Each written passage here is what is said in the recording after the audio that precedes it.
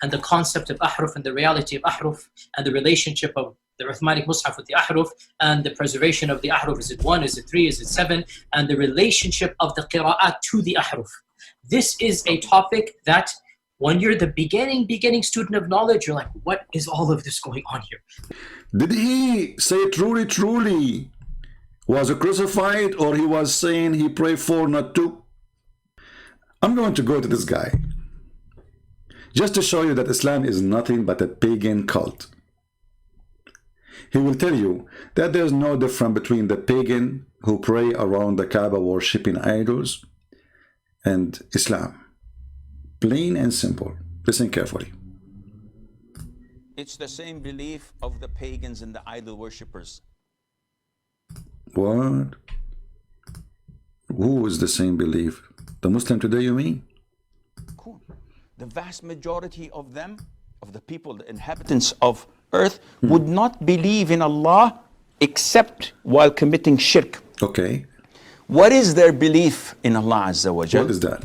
It's the same belief of the pagans and the idol worshippers.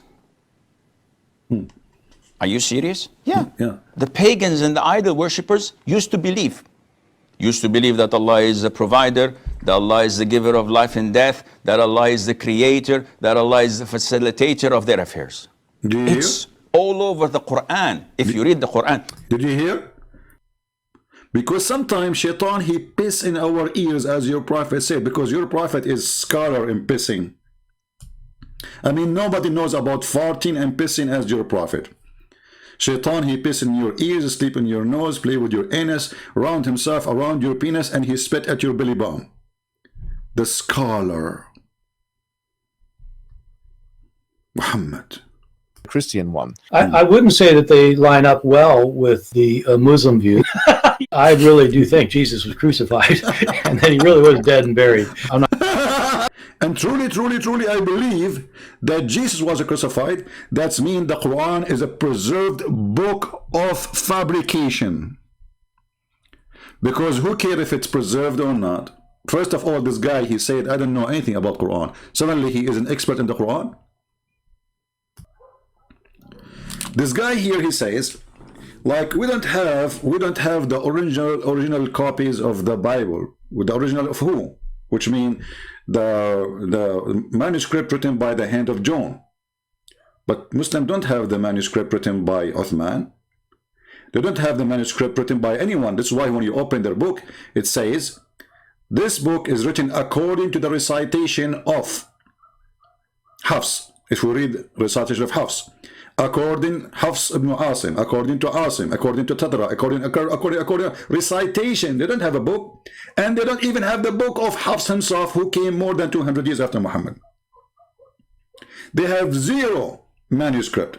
When there is a page was given even a gift by a Christian priest to university in England, the Muslim, they make a big story of one manuscript, and it is not dated to the Quran. It is dated to the time of the Quran, which means that the ink and the writing is not dated to that time. It was only the leather.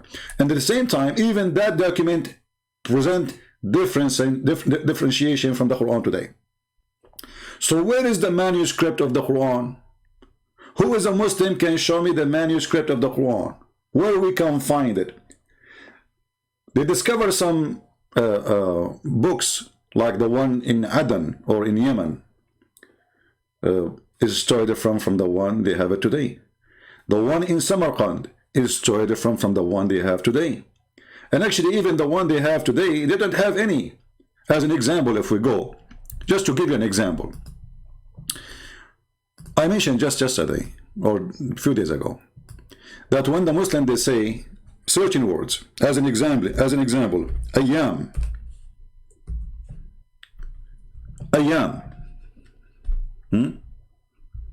you see here, ayyam, this word does not exist in the Quran. It's not. It's totally different word. The same as the word samawat. I will make videos about it soon in the future, maybe this week. All those words are additional and they not exist in the meaning of the ayyam, which is today used as a word mean days. but in the Quran it exists differently. The word is exist, but not as ayam we see it here, or ayam. It is different and means something else. The same as the word samawat. It is not samawat. In the real Quran, it is as samut. And if you ask every single Muslim what's samut, none of them knows, because they are last one. If we search for the word samut, we cannot find it. But every single Quran printed 100 years ago was written as samut.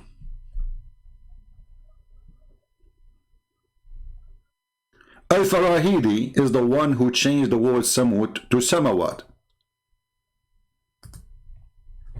and that it changed the whole meaning. So we have a proofs and reference that all of those, and actually even in the Quran is written wrong, you know, all those words are written wrong, which means even after fixing them, trying to change them, still they are written wrong.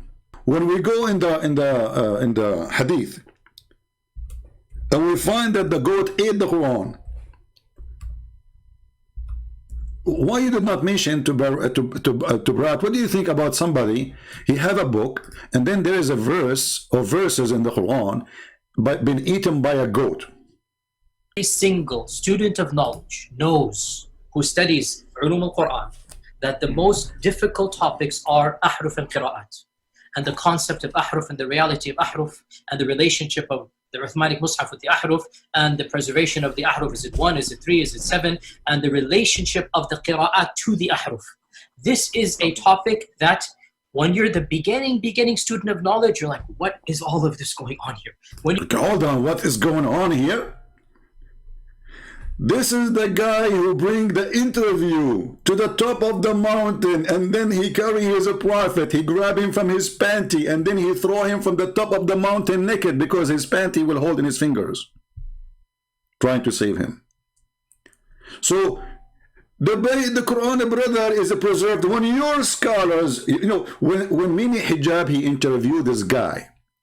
When Mimi Hijab watched all his videos with him before, he called him a sheikh, which means he acknowledged him as his master. He asked him even, what do you think about will happen in the future of Islam, as if he's a prophet. He speaks highly about him. So when we bring a person and we interview the person to answer us about Islam, obviously you are the dummy. And here actually he says to you as a student. He speaks to Mimi Hijab, saying to him as a student. So the student Mimi asking his teacher, when the teacher answer, what Mimi do? He go not. He delete the video.